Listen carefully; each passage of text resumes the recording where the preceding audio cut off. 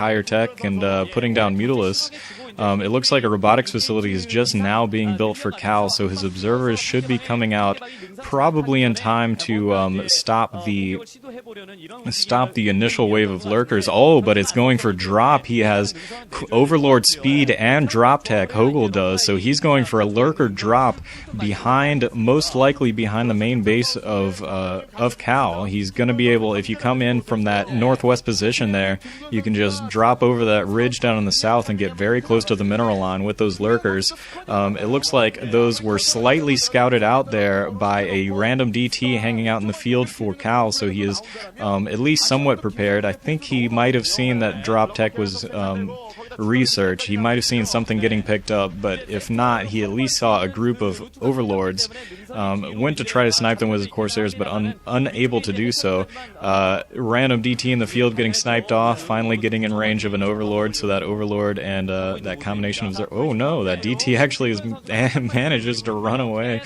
That he's probably completely frightened and almost having a heart attack right now after being surrounded by a dozen Zerglings and Mutalisks overhead, but he is able to run for his life and make it out of there. It looks like Cal is still building a couple DTs, at least just to keep some scouting information at critical points of the map. But so far, the play in this game has not been any different than you would typically expect on Heartbreak Ridge. The new additions to new Heartbreak Ridge is that they've connected up some of these wheel spokes that you're seeing here that radiate from the middle of the map and connect high ground areas from the middle of the map to the north and south.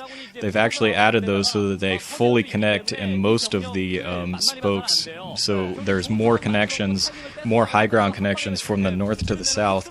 Also, the placement of the expansions up at the 12 and 6 o'clock positions have been centered a little bit. They were a little off to the side when there weren't full connections, so those are a little bit more vulnerable now, actually, which they were already fairly vulnerable. Big engagement going on right here, though.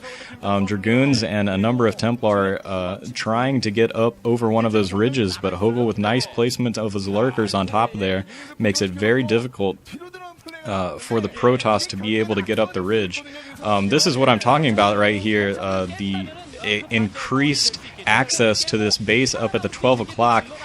Cal is able to run up Zealots and actually snipe off the hatchery there. Pretty big loss for HoGil right now. That was his fourth mining base, which he needs to keep up and running if he wants to continue to build lurkers as well as his air units. A drop, it looked like, coming in, likely with maybe High Templar for a storm drop, maybe a couple of those DTs to do a little damage, but Cal actually going for the center of the map right here. Very aggressive building placement. I'm not sure why he's trying to take that base at the center of the map. It's a very difficult base to defend, especially with the high ground and the increased high ground access that this map provides. And it looks like it was a combo drop, DT and High Templar coming in there. It was finally coming in, and Cal has actually built up quite a big force and is using this drop in the main base as a diversion tactic to bring in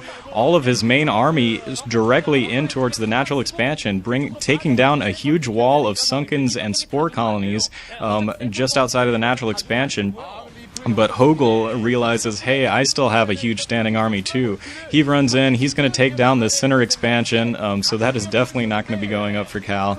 It looks like he also was able to stop off that attack at the natural expansion, but that force is still alive, and it is coming back to engage with that main army that was clearing out the center of the map for HoGil.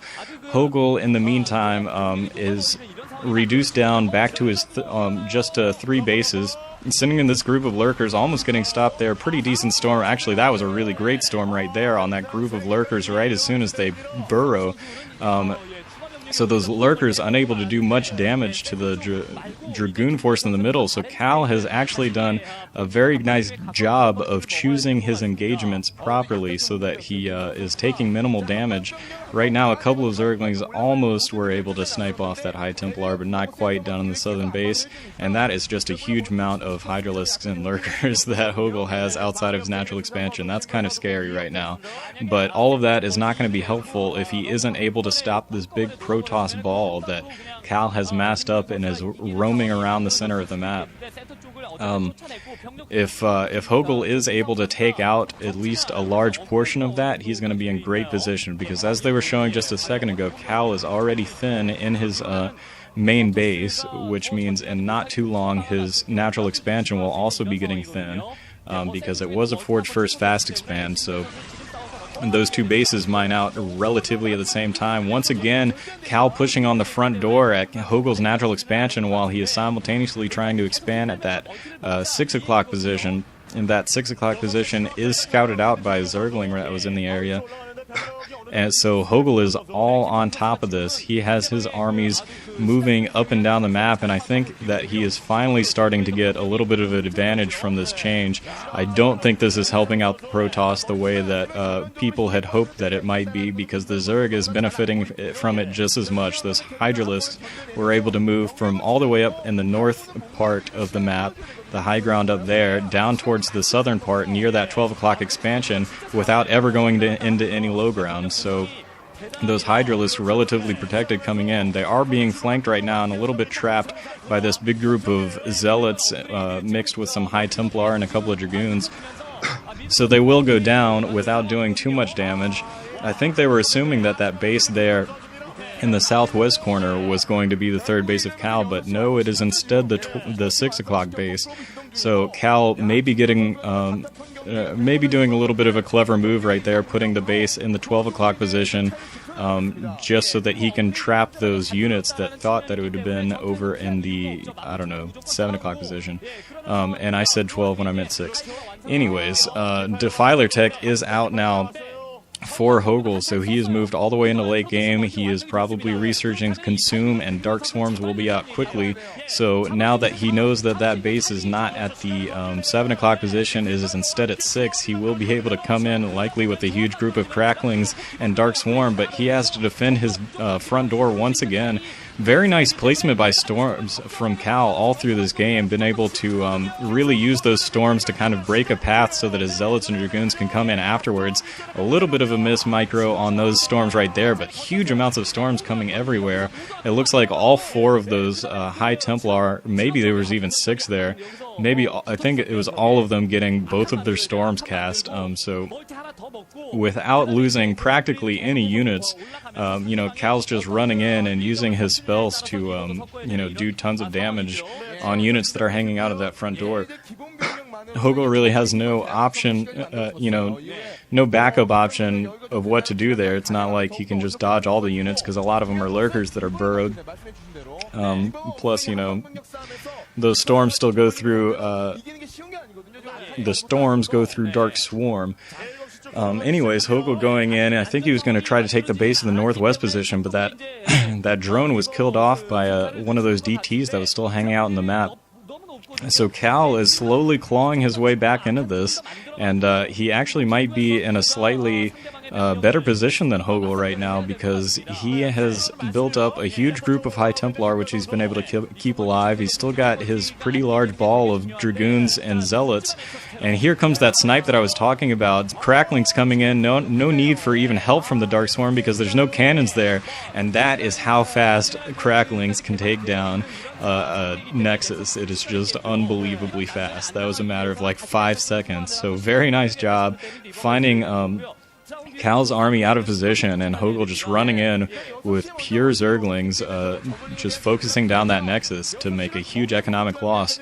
Plague is actually researched as well for those Defilers. Big Plague coming in on a lot of Dragoons right there, and a couple of High Templars. Crackling's coming in, trying to get a snipe on one of those High Templars as well. Another Plague going off on some more HTs and Dragoons, so it is time for HoGil to show off his spellcasting abilities of his own. Cal's been doing a good job of throwing storms all over the place, and now the Plagues are coming from HoGil. And what I like about these Plagues from HoGil is that he's setting them up. Like, he's sending in Zerglings, and then, you know, when Cal reorganizes his troops to kill off the Zerglings, that's when he's coming in and hitting the bunched up group with a plague. So doing a nice job, but he's got to bring something in there to finally kill that off. Another drop coming into the main base of HoGil. We're going to see what it is. It looks like a good reaction coming in for HoGil. So